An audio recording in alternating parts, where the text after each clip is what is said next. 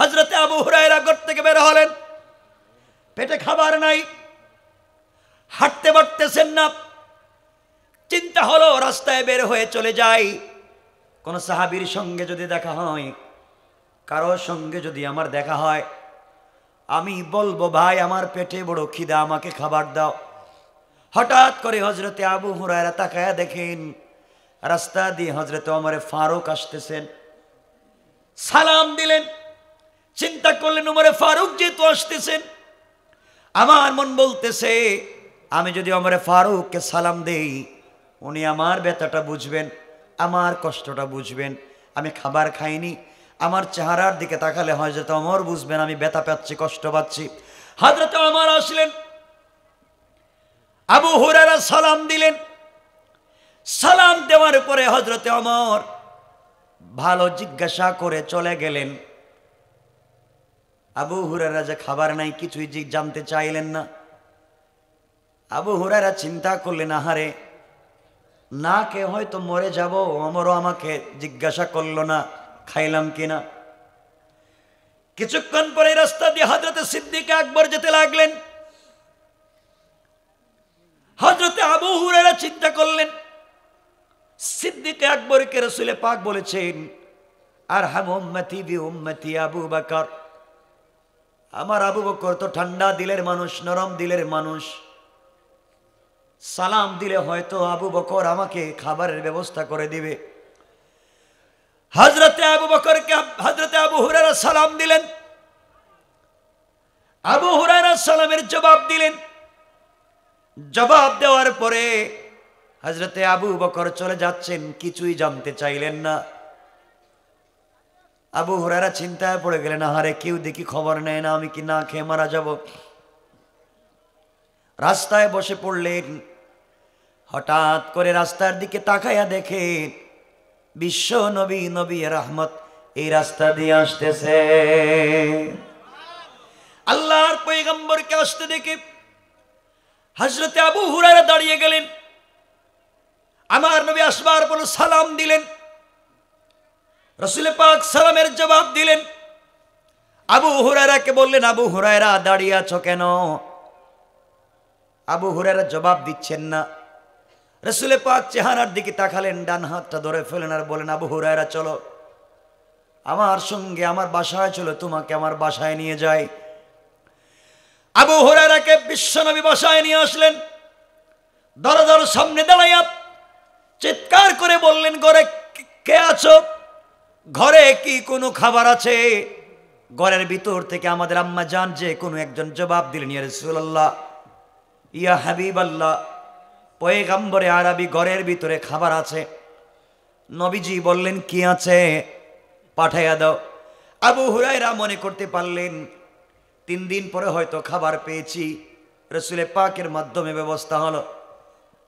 কিছুক্ষণ পরে একজন এক গ্লাস অথবা এক পেয়ালা দুধ বিশ্ব নবীর হাতে দিয়ে বলছেন ইয়া রাসূলুল্লাহি, ইয়া হাবিবাল্লাহ, পয়গম্বরে আরবি এই দুধগুলা আপনার একজন সাহাবী হাদিয়া দিয়েছেন, আপনি পান করবেন। আল্লাহর পয়গম্বর বললেন ঠিক আছে। আবু হুরায়রা আমার কাছাকাছি আসো।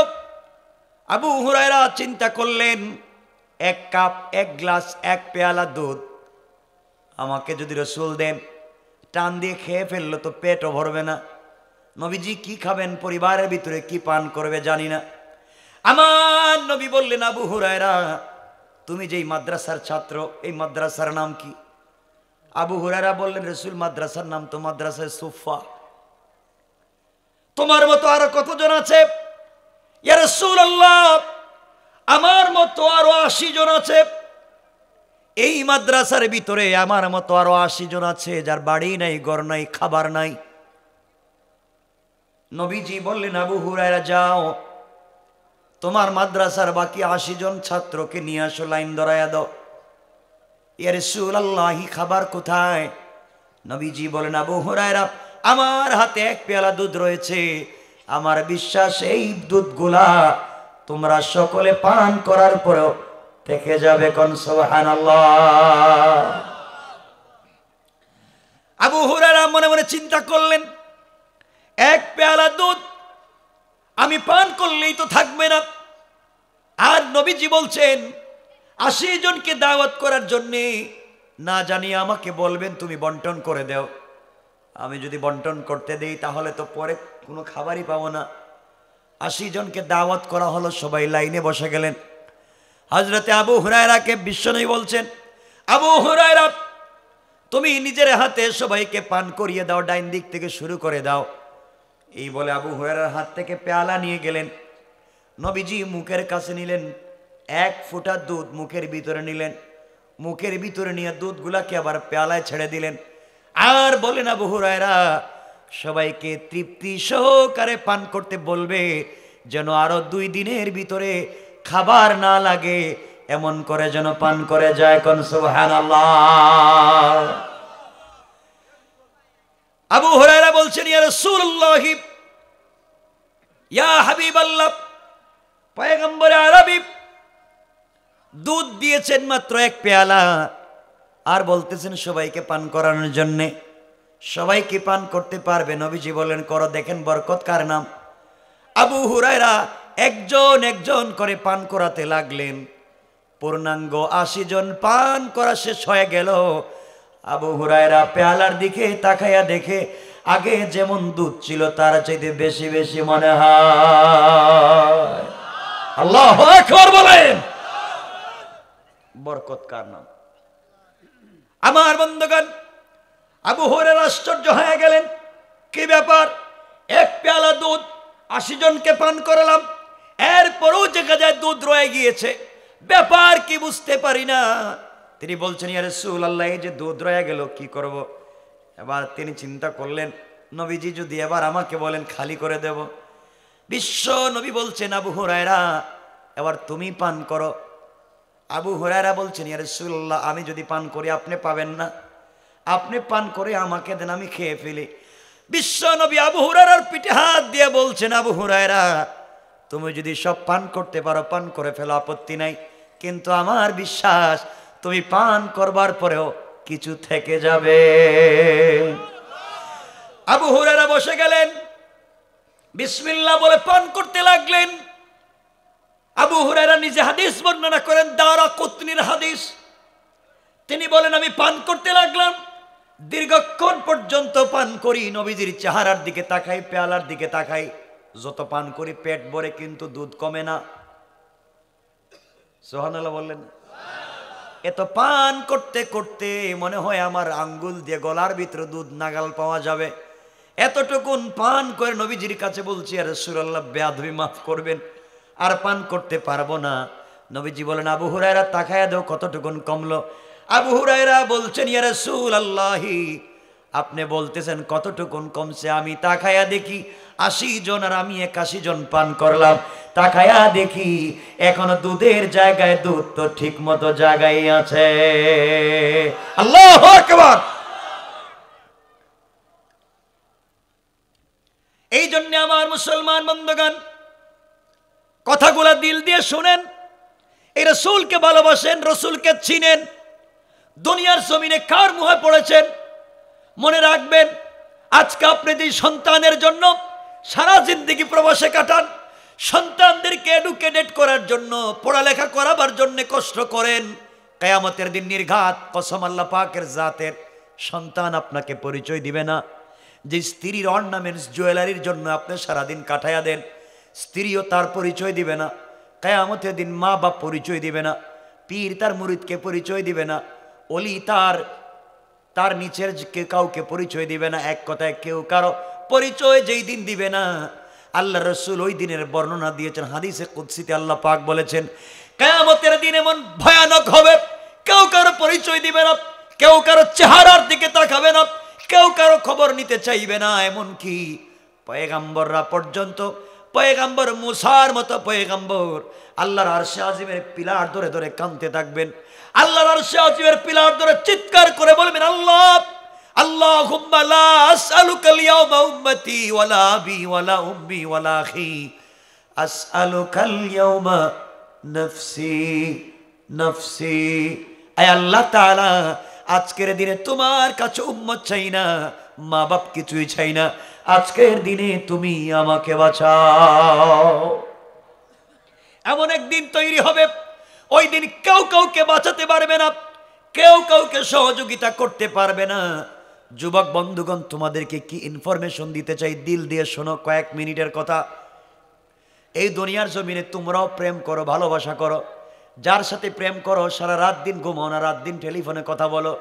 বাইরে তুমি দোকায় পড়ে আছো, যার সাথে প্রেম করেছো, যার জন্য পড়ালেখা বাদ দিয়েছো, যার জন্য মা বাবার সঙ্গে খারাপ ব্যবহার করে যাচ্ছ, তুমি জানো না ওই মেয়েটা ঘুম থেকে উঠার পরে তোমার চাইতে সুন্দর, তোমার চাইতে টাকাওয়ালা আরেকটা ছেলেকে যদি পায়, তোমাকে ভুলে যেতে তার 1 মিনিটও লাগবে না। ঠিক কিনা বলেন? তোমাকে ভুলে যাবে।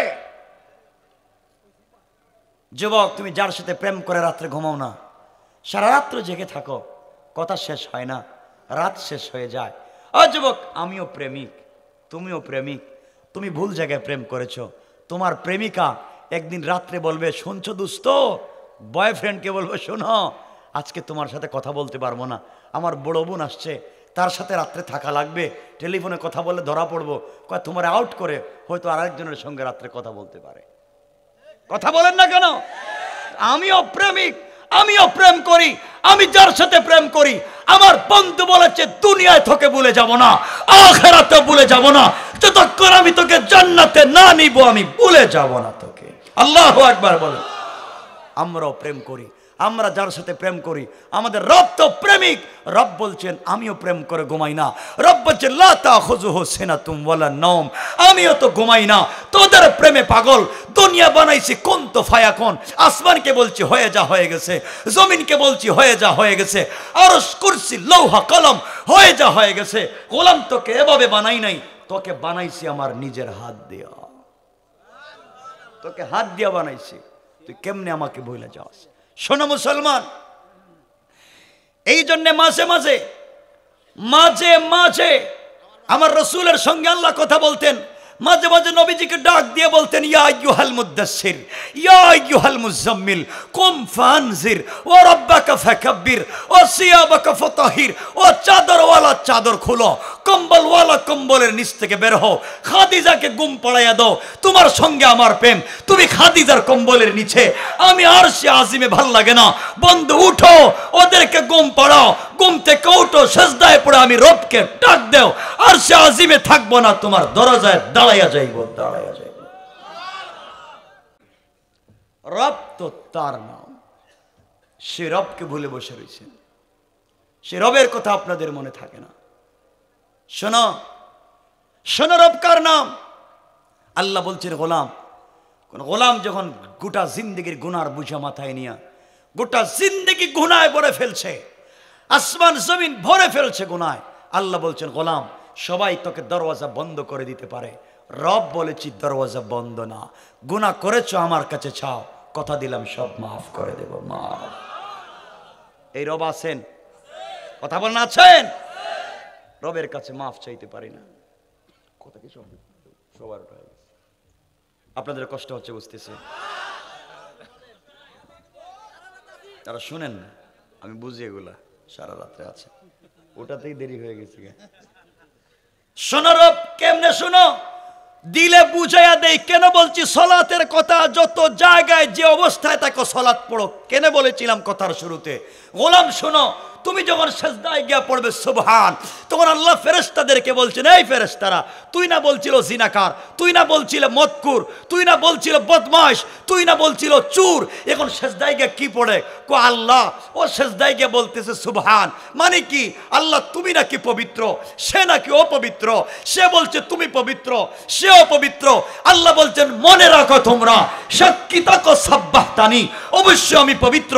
আর গোলাম সেজদায় গিয়ে আমাকে পবিত্র বলবার কারণে সাব্বাহতুকা, গোলাম দুনিয়ায় বানালাম পবিত্র, আর মরার পরে বিনা হিসাবে দিলাম জান্নাতুল ফেরদাউস। গোলাম যখন সেজদায় গিয়ে পড়ে আলা ফেরেশতাদেরকে আল্লাহ বলছেন কি রে, তুই না বলছিল শয়তান, তুই না বলছিল খারাপ লোক, তুই না বলছিল সিনেমা দেখে, এখন কি বলছে?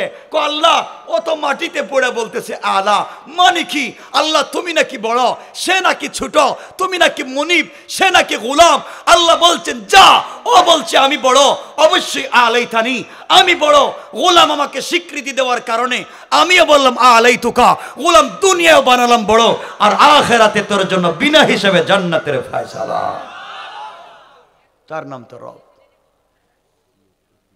কেমনে বুঝাই সেই রবের কথা? সেই রব বলতেছেন হযরতে জাকারিয়াকে, জাকারিয়া আমার অনুগ্রহের কথা মনে করো, আমি রবকে। কথা কি বুঝতেছেন আমার? আমি সেই জাকারিয়ার রবের কথাই শিখাইতেছি। যে জাকারিয়াকে রব বলছেন, যিক্র রহমাতে রব্বিকা আবদাহু জাকারিয়া, জাকারিয়া স্মরণ করো আমার অনুগ্রহের কথা। যে অনুগ্রহ দিলেন সেই রবকে, রবকে শোনো। রব বলছেন গোলাম শোন, গোলাম শোন, আমি এমন রব, তোর নাকি টাকা লাগবে, তোর নাকি পয়সা লাগবে, একটা ফ্যাক্টরি লাগবে, আমেরিকার স্পন্সর লাগবে, কানাডায় যাওয়ার টাকা লাগবে, ভিজিটে লন্ডনে যাওয়ার জন্য সুযোগ পাচ্ছ না। গোলাম তোরে নাকি মানুষ সমালোচনা করে, মনের ভিতরে নাকি মাকসাদ পুরা হয় না, কারো কাছে বলার দরকার নাই। আয় হাইয়া আলাল ফালাহ, আয় কল্যাণের দিকে, আয় মসজিদে আমার ঘরে আয়। কথা দিলাম, কথা দিলাম, যা চাইবে তার চাইতে 1000 গুণ দেওয়ার ওয়াদা দিলাম। ওয়াদা। সুবহানাল্লাহ পড়েন। রব কেমনে দেয়? যিক্র রহমাতে রব্বিকা আবদাহু জাকারিয়া। এই জাকারিয়ার রবের অনুগ্রহের কথা স্মরণ করিয়ে দিচ্ছি। এর পরের কথা তো রয়ে গেল, এখন ছোট্ট করে একটা কথা বলে দিই।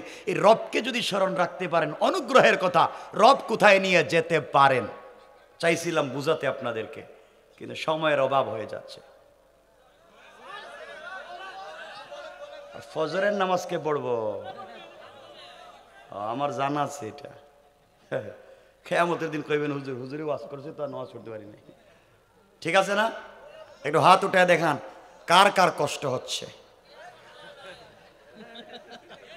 চালাক হয়ে গেছে, একবারে চালাক।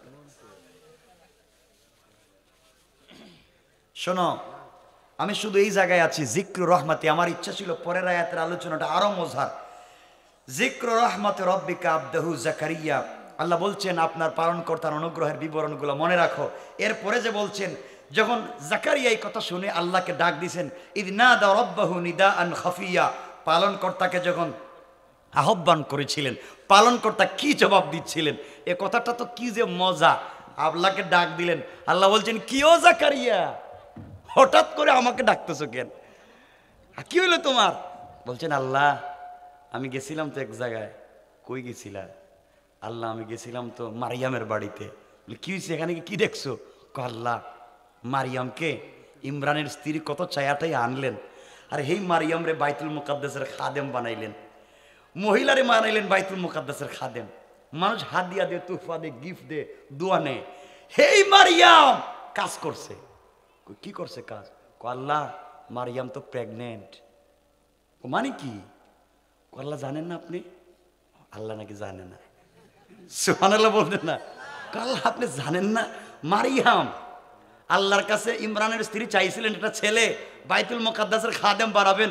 আল্লাহ দিয়েছিলেন মহিলা, তার নাম মারিয়াম, বানাইছিলেন বাইতুল মুকাদ্দাসের খাদেম।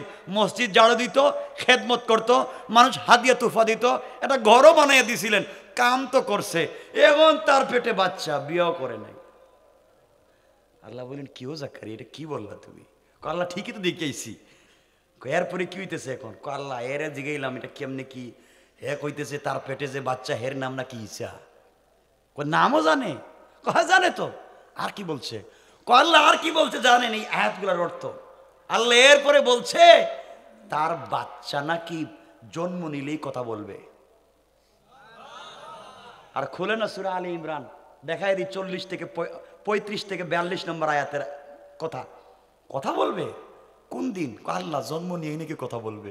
আর জন্ম নিয়ে যে ভাষায় কথা বলবে, জোয়ান বয়সে একই ভাষায় কথা বলবে। মানে মারিয়াম বোঝাতে চাইছে তার বাচ্চা নাকি ছোটবেলায় জ্ঞান বুদ্ধিতে ভরপুর থাকবে। কি বলো জাকারিয়া এগুলা? বেচারির বিয়ে শাদী হইল না, বাচ্চাও হইব, বাচ্চার নামও জানে, বাচ্চা কি করবে তাও জানে। আল্লাহ শেষ না। আর কি? আল্লাহ বলছে তার ছেলে নাকি তাওরাত এবং ইনজিলের শিক্ষক হবে। এটা কি বললা তুমি? আরো বলছে তো, আর কি বলছে? ইলম এবং হিকমত নাকি তুমি পুরাপুরি দিয়ে দিবা এরে। তো এরপরে কি? আল্লাহ এরে নাকি তুমি নবীর জায়গায় রসুলও বানাইতেছ। এত কিছুই আমারে বলছে। আল্লাহ বলেন তোমার টার্গেটটা কি? আল্লাহ ও তো যা বলছে আমার মনে হইতেছে ওর কাছে কোনো খবর আছে। সুবহানাল্লাহ বললেন না? আল্লাহ বলেন জাকারিয়া এত কথার বাদ দেও, তুমি কি জানতে চাও এটা? জাকারিয়া ইসলাম আল্লাহর কাছে বলতেছেন, এই দেখেন পরের আয়াতে জাকারিয়া আল্লাহর কাছে বলতে লাগলেন, ক্বালা রাব্বি ইন্নী ওয়াহানাল আযমু মিন্নী ওয়াশতাআলার রাসু শাইবা ওয়ালাম আকুম বিদুআইকা রাব্বি শাকিয়া। আল্লাহু আকবার। আল্লাহর কাছে বলেন আমার পালন কর্তা, আমার তো বয়স বেড়ে গিয়েছে। আল্লাহ বলেন তো সমস্যা কি? তোমার বয়স বাড়ছে আমারও কোকেন। সুবহানাল্লাহ বললেন না? তোমার বয়স বাড়ছে তো আমি কি করব? আল্লাহ হঠাৎ করে বয়স বেড়ে গেছে। এরপরে কি হয়েছে? আল্লাহ আমার চুল পেকে গিয়েছে, দাড়ি পেকে গিয়েছে, দাঁত পড়ে গিয়েছে। কার কি হয়েছে? আল্লাহ হাঁটতে পারি না আগের মতো, চোখেও দেখি না। বুঝলাম তো, এতক্ষণ মারিয়ামের কথা বললা, ঈসার কথা বললা, এখন আবার নিজের কথা কি বলতে চাও? এবার জাকারিয়া বলছেন, আল্লাহ ওয়ালাম আকুম বিদুআইকা রাব্বি শাকিয়া। আল্লাহ তোমার জীবনে ডাইকা কোনোদিন বিফল হই নাই। যতদিন যত কিছু চাইছি তত কিছুই পাইছি। আল্লাহ বলেন বুঝলাম না, তুমি আরেকজনের খবর কইলা। বাইতুল মুকাদ্দাসের মহিলার কি হয়ে গেছে, কি থেকে কি হেগুলা কইলা, তোমার খবর বলতেছো, সমস্যাটা কি? আল্লাহ আরেকটা কিছু বলবো? আল্লাহ বলেন ক। এরপরে কি বলতে চাও? বুঝলাম তোমার চুল পাকছে, দাড়ি পাকছে, বুড়ো হয়ে গেছো গা, তো তোমার সাথে মারিয়ামের সম্পর্ক কি? আল্লাহ আরেকটু কই। আল্লাহকে ক। হযরত জাকারিয়া বলতে লাগলেন, ওয়া ইন্নী খিফতুল মাওয়ালিয়া মিন ওয়ারাই ওয়া কানাত ইমরাআতি আকিরান ফাহাবলি মিন লাদুনকা ওয়ালিয়া। আল্লাহু আকবার। আল্লাহকে বলছে, আল্লাহ আমি ভয় করতেছি আমার পরে আমার গোত্র যারা আছে মুসলিমেরা কাফের হয়ে যেতে পারে। আল্লাহ বলেন বুঝলাম না, মারিয়ামের কথা বললা, তোমার বুড়াকির কথা বললা, এখন বলতেছো তোমার গোত্রের লোক কাফের হয়ে যাবে, তো বুঝতেছি না, কোনো কথা মিল নাই। আয় আল্লাহ আর একটা কথা বলি। আল্লাহ বলেন বলো তো কি? তিনি বললেন ওয়া কানাত ইমরাতি আকিরা। আয় আল্লাহ তাআলা আপনি জানেন আমার স্ত্রী তো বন্দা। আল্লাহকে বুঝলাম না জাকারিয়া, কি থেকে কোন কথায় যাও? একবার নিজের কথা, মারিয়ামের কথা, গোত্রের কথা, এখন বলতেছে বউ তোমার বন্দা, তো তোমার বউ বন্দাতে আমি কি করব? সুবহানাল্লাহ বললেন না? আল্লাহ বলতেছেন বুঝলাম তোমার বউ বন্দা, তুমি বুড়া, তোমার উম্মত কাফের হয়ে যাইব, তো তুমি কি বলতে চাও একটু খোলাখুলি বলো তো। জাকারিয়া সুবহানাল্লাহ বললেন না? কথা বলা শিখছেন পয়গম্বর তো। আল্লাহর কাছে বলছেন, আল্লাহ ফাহাবলি মিন লাদুনকা ওয়ালিয়া। আয় আল্লাহ তাআলা আপনার পক্ষ থেকে আমাকে একজন কর্তব্য পালনকারী দান করো। সুবহানাল্লাহ বলেন। বলে জাকারিয়া কি বলতে চাও? বলে আল্লাহ বলতে চাইতেছি যে মারিয়াম রেও তো দেখতেছি তুমি ছাড়া তো কেউ ঈসা দিল না, যদিও পেটে আছে এটা তুমি দিছো, ওর তো বাপ নাই, জানি তো। মারিয়ামের স্বামী নাই, জানি তো। এর পেটে তো বাচ্চা, আপনি ছাড়া এটা আইলো কেমনে? সুবহানাল্লাহ বললেন। তো আমি যে বুড়ো হয়ে যাইতেছি এটা আপনার খবর নাই? আমার উম্মত যে কাফির হয়ে যাইব, আমার পরে এখানে নবী কে থাকবে? তো আমি বলতেছি আপনি যদি দয়া করে আমার জন্য একজন অনুগ্রহ দান করেন যে আমার পরে জাতির দেইকা রাখবে, এমন একটা মানুষের দরকার ছিল। আল্লাহ বলেন তো আমি একজনে বানাবো, সমস্যা কি? আমি যে কোনো একজন নবী বানাই দেব। তো তোমার এত কথা বলার কি? একজনে বানাই দিলেই তো হয় না? হয় না? ঈসারে বানাইলাম, মুসারে বানাইছি, তোমারে বানাইছি, বহুতরে বানাইছি, এভাবে একজনে বানাই দিব। তো তুমি কি বলতে চাও? আল্লাহ আরেকটু বলবো? আল্লাহ আল্লাহ বলেন বলেন হযরত জাকারিয়া বললেন ইয়ারিসুনি ওয়া ইয়ারিসু মিন আলি ইয়াকুব ওয়াজআলহু রাব্বি রাদিয়া। আল্লাহু আকবার। আয় আল্লাহ তাআলা, আমি চাই যারে আপনি দিবেন হে ইয়াকুবের বংশধর থেকে হোক। তুমি কোন বংশের? আল্লাহ আমিও তো ইয়াকুবের বংশের। সুবহানাল্লাহ বললেন না? তুমি ভিতরে ভিতরে কি বলতে চাও? আল্লাহ বলতে চাইতেছি কি যে আপনি যদি আমার স্থলাভিষিক্ত জাকারিয়ার বংশধর থেকে কাউরে দেন তাইলে একটা সন্তোষজনক পর্যায়ে পৌঁছায়। সুবহানাল্লাহ বলেন না? আল্লাহ বলেন জাকারিয়া বুঝলাম, তাইলে তুমি কি বলতে চাইতেছো? আল্লাহ বলছেন জাকারিয়া বুঝছি, তুমি কি বাচ্চা টাচ্চা চাইতেছো নি? আল্লাহ না না না। সুবহানাল্লাহ বললেন না? না না। ও তাইলে এতক্ষণ কি বলছো? ভিতরে ভিতরে তো বাচ্চা চাও। না না আল্লাহ আমি কেমনে বাচ্চা চাই? আমার কি কিছু আছে নাকি? সুবহানাল্লাহ বললেন না? আমার কিছু আছে নাকি? আমি তো বুড়ো হয়ে গেছি, আমার বউ বন্দা, তাইলে কি আমি আরেকটা বিয়ে করব নাকি? আল্লাহ কয় ঠিক আছে, সব বুঝছি তোমার চালাকি, তুমি সিস্টেমে ঘুরাইয়া আমার কাছে বাচ্চাই চাও। আবার মারিয়ামের বাচ্চার নাম জাকারিয়া ঈসা রাখছি, এটাও তুমি আমার বলতে চাইতেছো আমি কত মায়া মহব্বত করি। আবার তোমার বানাইছি বুড়া, তোমার বউরে বানাইছি বন্দা, তোমার একটা বাচ্চা নাই, এগুলোই বলতে চাও তো? আল্লাহ বলতে চাই না, যদি আপনি চান। সুবহানাল্লাহ বললেন না? কোরআনকে থিসিস করেন, অ্যানালাইজ করেন, দেখেন কি বলেন আল্লাহ। এখন কি বলছেন দেখেন। আল্লাহ বলছেন সব চালাকি বুঝছি, এবার শুনো কি বলতে চাই। আল্লাহ রাব্বুল ইজ্জত ওয়াল জালাল বলছেন ইয়া জাকারিয়া ইন্না নুবাশশিরুকা বিগুলামিন ইসমুহু ইয়াহইয়া। আল্লাহু আকবার। আল্লাহ রাব্বুল ইজ্জত ওয়াল জালাল বললেন ও জাকারিয়া, আমি তোমাকে একজন পুত্র সন্তানের সুসংবাদ দিচ্ছি। তুমি মনে করেছো মারিয়ামকে আমি পুত্র সন্তান দিচ্ছি, আবার তোমাকে যদি পুত্র না দিয়ে রাগ করতে পারো, তুমি বুড়াও, আবার তোমার স্ত্রী বন্দাও, আমি আল্লাহ ওয়াদা দিলাম তোমাকেও আমি আল্লাহ একটা পুত্র সন্তান দান করবো। কোন সুবহানাল্লাহ। আমি আল্লাহ রাব্বুল ইজ্জত ওয়াল জালাল তার নাম এমন একটা নাম রেখে দিয়েছি যেই নাম ইতিপূর্বে পৃথিবীর কারো নাম নাই। আল্লাহু আকবার। দেখেন যার সাথে যার বন্ধুত্ব, আল্লাহ বলতেছেন জাকারিয়া বুঝছি তো অনুনয় বিনয় করে বলতেছে একটা ছেলের কথা, ছেলে দিমু, নাম আমি রাখবো। মারিয়ামের ছেলের নাম আমি রাখছি, তোমার ছেলের নাম আমি রাখবো। বিশেষত্ব হলো মারিয়ামের ছেলের নাম যা রাখছে ঈসা, এটা বহুত মানুষের নাম আছে, আর তোমার ছেলের নাম যেটা রাখছি এটা দুনিয়া এখনো কেউ রাখে নাই। খুশি করতেছেন? সুবহানাল্লাহ বললেন না? নবীরে আল্লাহ খুশি করতেছেন, এমন নাম রাখতেছি। এখন জাকারিয়া আলাইহিস সালাম আল্লাহর কাছে কি বলবেন? কিছু বলা লাগবে না?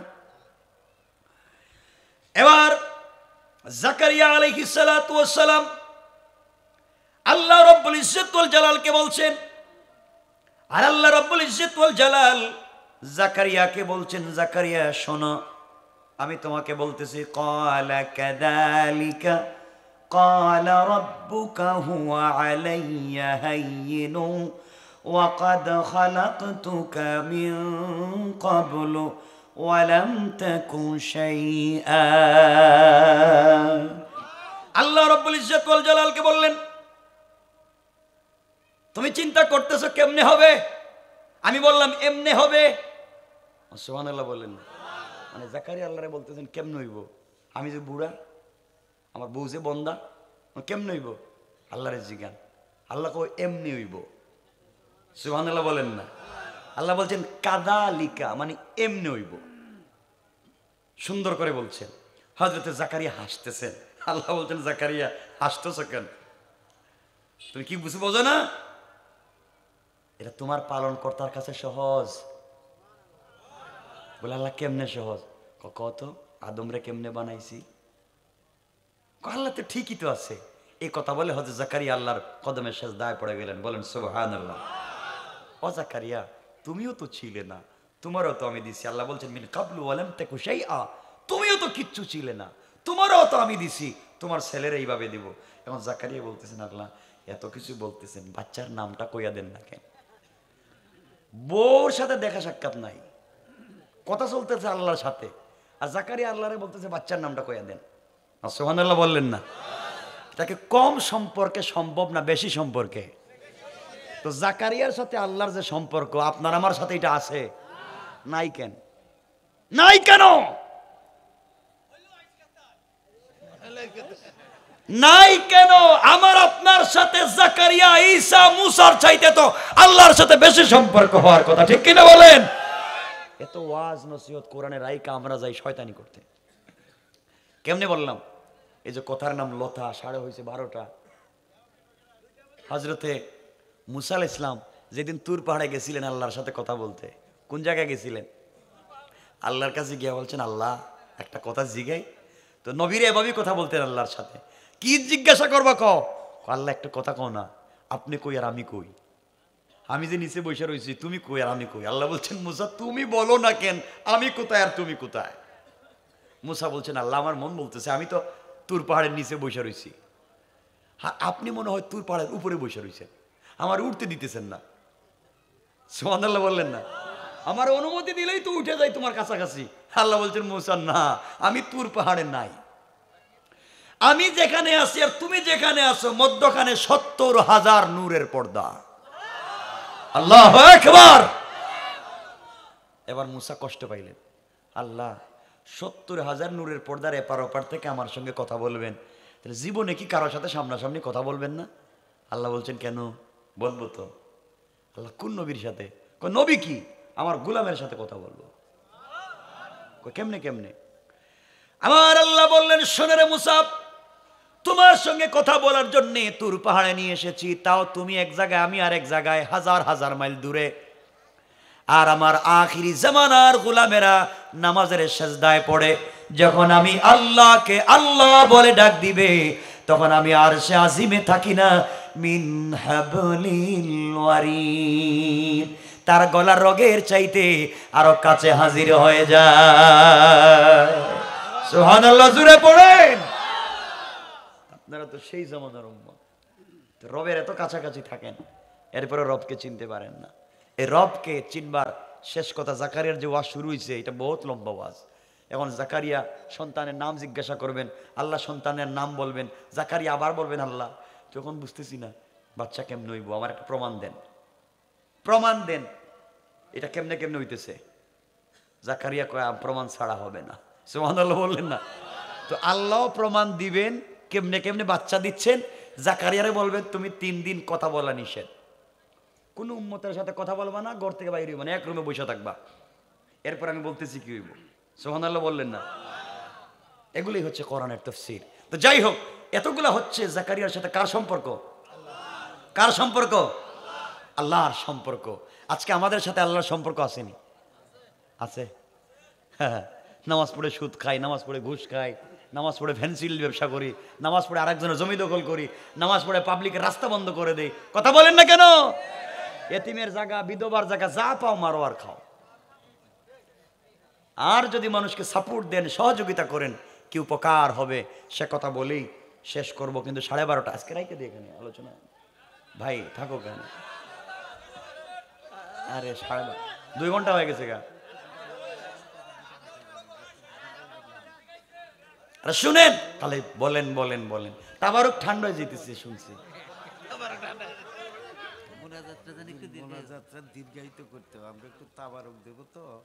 হ্যাঁ দেখছেন তাবারক ঠান্ডা হয়ে যাবে আমার বন্ধুগণ। তাহলে শুনো কি বলতে চাই।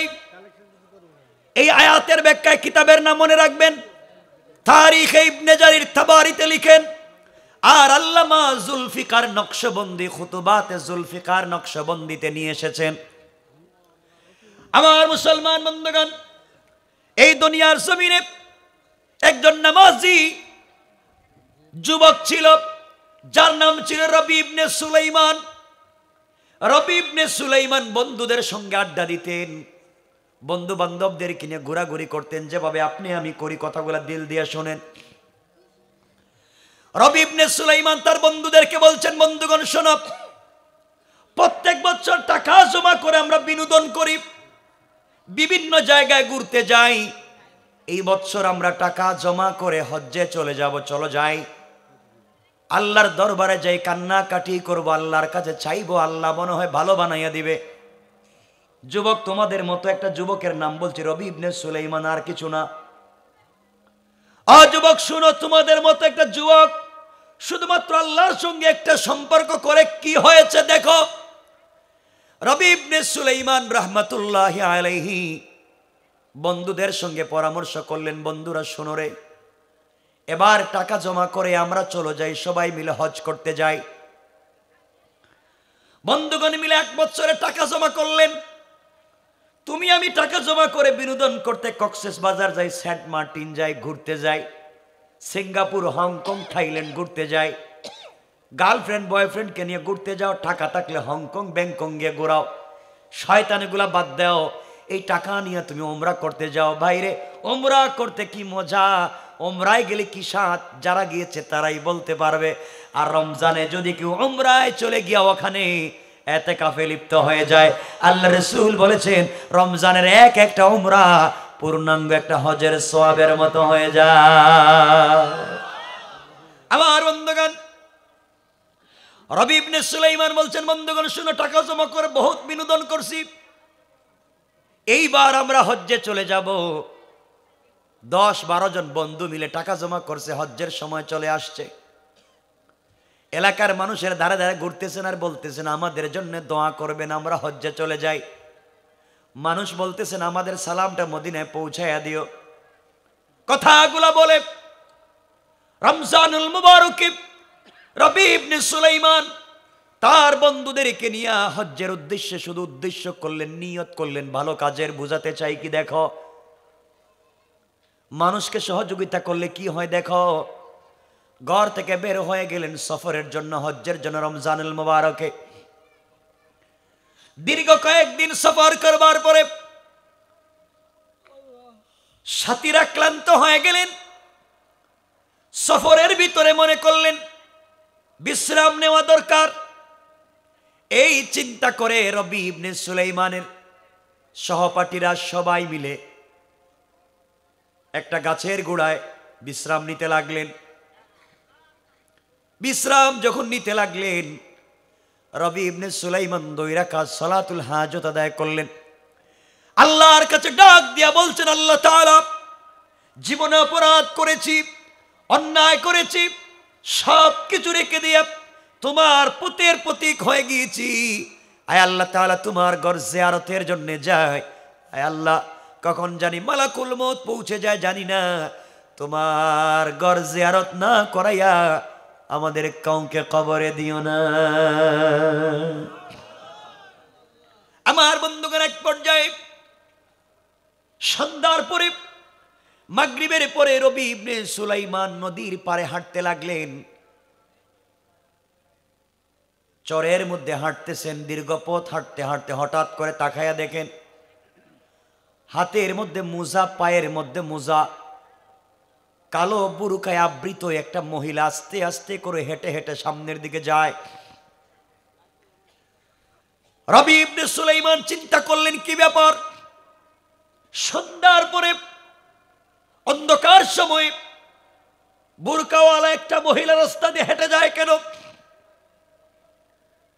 এই চিন্তা করে তিনি সামনের দিকে যেতে লাগলেন। কিছু দূর যাওয়ার পরে দেখেন নদীর পাড়ে একটা মরা গাধা পড়ে আছে, ফুলে গিয়েছে, মরা গাধা পড়ে আছে। এই মেয়েটা মরা গাধার কাছে গিয়া নিজের ব্যাগের ভিতর থেকে ছুরি এনে, তরবারি এনে, চাকু এনে মরা গাধার শরীর থেকে গোশতগুলাকে কেটে কেটে বস্তার ভিতরে ঢুকাচ্ছে। রবি ইবনে সুলাইমান জওয়ান মানুষ খেপে গেলেন। নির্ঘাত এই মেয়েটা হারাম ব্যবসায়ী,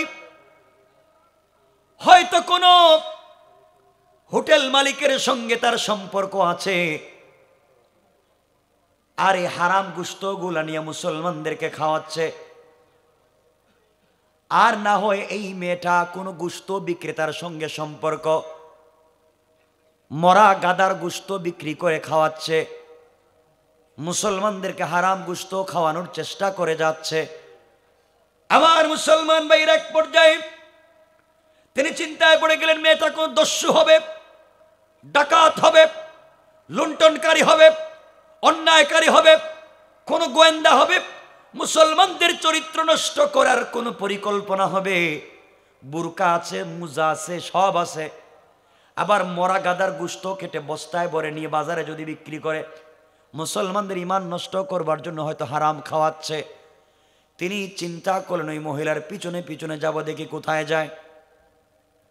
মহিলা গোশতগুলাকে বস্তার ভিতরে ঢুকাইয়া সামনের দিকে যায়। রবি ইবনে সুলাইমান তিনিও পিছনে পিছনে যেতে লাগলেন। কিছু দূর যাওয়ার পরে রবি ইবনে সুলাইমান দেখেন মেয়েটা মরুভূমির এক প্রান্তরে জীর্ণ শীর্ণ একটা কুটুরি, জীর্ণ শীর্ণ একটা তাঁবুর ভিতরে ঢুকে পড়েছে। তাঁবুর ভিতরে যখন ঢুকে পড়েছে, চিন্তা করলেন দেখি তো কি করে মেয়েটা। হঠাৎ করে তিনি শুনতে পান ওই তাঁবুর ভিতর থেকে মিষ্টি কণ্ঠে কয়েকটা বাচ্চার কোরআনের তেলাওয়াতের আওয়াজ শোনা যায়। আশ্চর্য হয়ে গেলেন, কি ব্যাপার, কোরআন তেলাওয়াতের আওয়াজ আসলো কোত্থেকে? আমি কি মনে করেছি ওরা কারা? মহিলা ঘরের ভিতরে ঢুকবার পরে বাচ্চারা ডাক দিয়ে বলতেছে, আম্মা জান, দীর্ঘ 5 দিন হয়ে গেল ঘরে খাবার নাই। মা রে, তুমি আমাদেরকে প্রতিদিন আমাদেরকে বলছো খাবার আনে দিচ্ছি, আমাদেরকে শুধু বলেই যাচ্ছ। আজ এই দুনিয়ার জমিনে আমাদের বাবা নাই, দুনিয়ার জমিন থেকে বাবা ইন্তেকাল করেছে, বাবার আদর সোহাগ আমরা পাই নাই। আজ যদি আমাদের বাবা বেঁচে থাকতেন, 5 দিন আমরা না খেয়ে জমিনে পড়ে থাকতাম না। মা রে, প্রতিদিন তুমি আমাদেরকে বলো খাবার আনবে, বলো কোরআন তিলাওয়াত করছি এতক্ষণ, তুমি না বলছো আল্লাহর কাছে বললে খাবার দিবে। আল্লাহর কাছে সারাদিন কোরআন তিলাওয়াত করেছি। মা, আমরা 2 ভাই তো হাফেজে কোরআন, আমাদের ছোট্ট বোনটাও তো হাফেজ হয়ে যাচ্ছে মা, এরপরেও আমাদের উপর দিয়ে তো বিপদ যায় কেন? মা বলছেন, বাবার ধৈর্য ধরো, এই যে আমি গোশত নিয়ে এসেছি, ছোট্ট ছোট্ট করে তৈরি করে রান্না করে তোমাদেরকে খাওয়াবো, পেট ভরে খাবে। এই যে গোশত আছে বাবা, আল্লাহর কাছে নামাজ পড়ে শুকরিয়া আদায় করো। 3টা বাচ্চা সিজদার মধ্যে পড়ে আল্লাহকে ডাক দিয়া বলছে, আল্লাহ, এই দুনিয়ার জমিনে আমাদের বাবা নাই, মা আমাদের জন্য কষ্ট করতে করতে জীবন ক্লান্ত হয়ে গিয়েছে, কোথায় গিয়েছে, কোথা থেকে গোশত নিয়ে এসেছে আমাদেরকে খাওয়াবে। আল্লাহ শুকরিয়া আদায় করলাম, এভাবে চললেও চলবে, কিন্তু আমরা মরে যাওয়ার আগে কোনোভাবে তুমি আমার। রবি ইবনে সুলাইমান দাঁড়িয়ে দাঁড়িয়ে সব শুনতেছেন, আর সহ্য করতে পারলেন না, ঘরের ভিতরে ঢুকে গেলেন।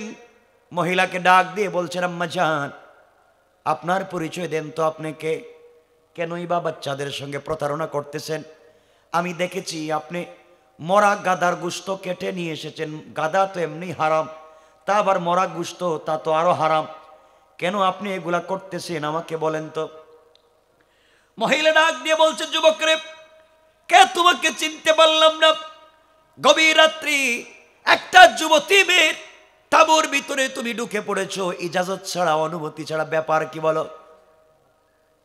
রবি ইবনে সুলাইমান বলছেন, আম্মা জান, বেয়াদবি মাফ করবেন, বলেন কি হয়েছে, কেন আপনি হারাম গোশত এনেছেন আমার কাছে? ঘটনা খুলে বলুন, আমি আর কেউ না, আপনাকে বিপদে ফেলবো না, আপনি বলেন। মহিলা ডাক দিয়ে বলছেন, বাবারে, তুমি জানো না আমরা হলাম নবী বংশের সাইয়্যিদ ফ্যামিলির মানুষ, নবীর পরিবারের মানুষ। নবীর পরিবারের 2টা অংশের সাথে আমাদের পরিবারের মিল, নবীর বাবার বংশের সাথে আমার পরিবারের মিল, নবীর মায়ের বংশের সাথে আমার বংশের মিল। আমরা সাইয়্যিদ সৈয়দ ফ্যামিলির মানুষ। আমার স্বামী ইন্তেকাল করেছেন, বুজুর্গ আল্লাহওয়ালা ছিলেন, কোথাও কাজ করতে পারে না, সৈয়দ বংশের মানুষ কেউ কাজে রাখে না। স্বামী মারা যাওয়ার পরে ঘরে কোনো খাবার নাই, অভাব অনটন পড়েছে। গ্রাম থেকে চলে এসেছি, মরুভূমিতে ঘর বানিয়েছি, বাদশার দরবারও যাইতে পারি না, যদি পর্দা লঙ্ঘন হয়ে যায়, যুবতী হওয়ার কারণে মানুষের বাড়িতে কাজেও যেতে পারি না, কোন সময় কোন অঘটন হয়ে যায় তা তো চিন্তায় থাকি। এই জন্য বাচ্চাগুলোকে নিয়ে বড় কষ্টে আছি। আজ 5 দিন হয়ে গিয়েছে, বাচ্চাগুলোর কষ্ট বরদাস্ত হয় না। এই জন্যে আমি এই মুহূর্তে মরা গাদার গোশত কেটে এনে আজ-জরুরাতু তাতাকাদ্দারু বিকদ্রি জরুরাত, যতটুকুন ফতোয়ার মূলনীতি হলো, যতটুকুন জরুরত ততটুকুন হালাল। আজ-জরুরাতু তাবিহুল মাহজুরাত, জরুরতের সময় হারামকেও হালাল বানানো যায়। ফতোয়ার 2টা মূলনীতি বলে দিলাম। মেয়েটা বলতেছে, বাবারে এই মুহূর্তে আমরা কি করব, জরুরত, মরে যাব বেঁচে যাবার জন্যে, হারাম গোশত এনেছি, আর কি করব। রবি ইবনে সুলাইমান বলছেন, আম্মা জান আপনি খাবার রাখেন, এই খাবার আপনি প্লেটে দিবেন না, গোশত রান্না করবেন না, 10 থেকে আধা ঘন্টা ওয়েট করেন, 10 মিনিট থেকে আধা ঘন্টা ওয়েট করেন, আমি আসছি। এই কথা বলে রবি ইবনে সুলাইমান ঘর থেকে বের হলেন, তাঁবু থেকে বের হলেন, চিৎকার করে চোখের পানি ছেড়ে কান্না করে বলতে লাগলেন, আল্লাহ তাআলা, হজ করে লাভ কি, হজ করে কি লাভ হবে, এই টাকা খরচ করে হজ্জে গিয়ে কি লাভ হবে যদি আমার প্রতিবেশী না খেয়ে মারা যায়, হজ্জে গিয়ে কি লাভ হবে যদি নবী বংশের একটা ফ্যামিলিতে হারাম খেতে হয়। বাইরে এই চিন্তা তোমার আমার পরিবারে গ্রামে নিয়ে আসা দরকার। আমি আজকে 10টা তরকারি দিয়ে খাবার খাই, আমার পাশের ঘরের লোকের তো একটাও তরকারি নাই। আমি রমজানের সময় ইফতার করে 5টা আইটেম 20টা আইটেম দিয়া, সেহরি খাই 25টা খাবার দিয়া, আমার পাশের ঘরের লোক তো পানি দিয়া ইফতার করে সেহরি খায়, তুমি খবর নিলা না, তোমার নামাজ নিয়ে জান্নাতে যাওয়া যাবে না। এই আদর্শ রসুলের না, এই আদর্শ ইসলামের না। রবি ইবনে সুলাইমান তাঁবুতে আসলেন, সকল টাকাগুলা নিলেন, বাজারে পৌঁছে গেলেন, অর্ধেক টাকা খরচ করে তিনি কিছু খাবার কিনলেন, রুটি কিনলেন, আটা কিনলেন, ময়দা কিনলেন, হালাল গোশত কিনলেন। অর্ধ টাকা তিনি নিলেন, দৌড়তে লাগলেন মহিলার বাড়ির দিকে। তাঁবুর কাছে গিয়ে বললেন, আম্মা জান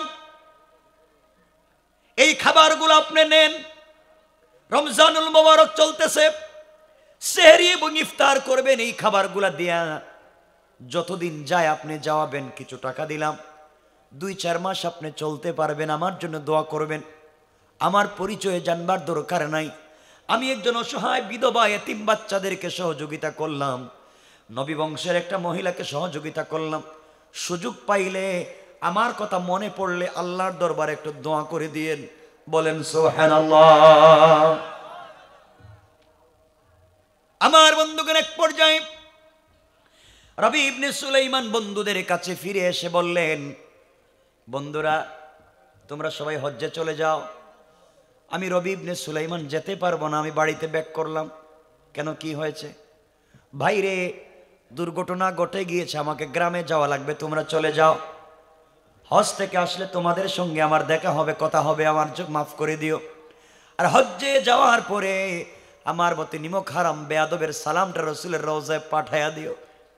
এই কথা বলে রবি ইবনে সুলাইমান ব্যাক করে চলে আসবে। বন্ধুরা বলতেছে, রবি ইবনে সুলাইমান তুমি আমাদেরকে উদ্বুদ্ধ করলে, ইনভাইট করে তুমি আমাদেরকে উদ্বুদ্ধ করলে হজ্জে যাওয়ার জন্য, এখন আমরা যাব, তুমি যাবে না? না আমি যাব না, তোমরা চলে যাও। সংক্ষেপ কথা, এক পর্যায়ে রবি ইবনে সুলাইমান বাড়িতে ব্যাক করলেন, সবাই হজ্জে চলে গিয়েছে। এদিকে গ্রামের মানুষ সবাই মিলে রবি ইবনে সুলাইমানকে দিকে হাসে, কি রে রবি, টাকা পয়সা নিয়ে হজ্জে গেলে, আমাদের সালামের লিস্টি নিয়ে গেলে, এখন দেখি তুই আবার গ্রামে ফিরে আসলি, লজ্জায় কারো কাছে কিছু বলতে পারেন না।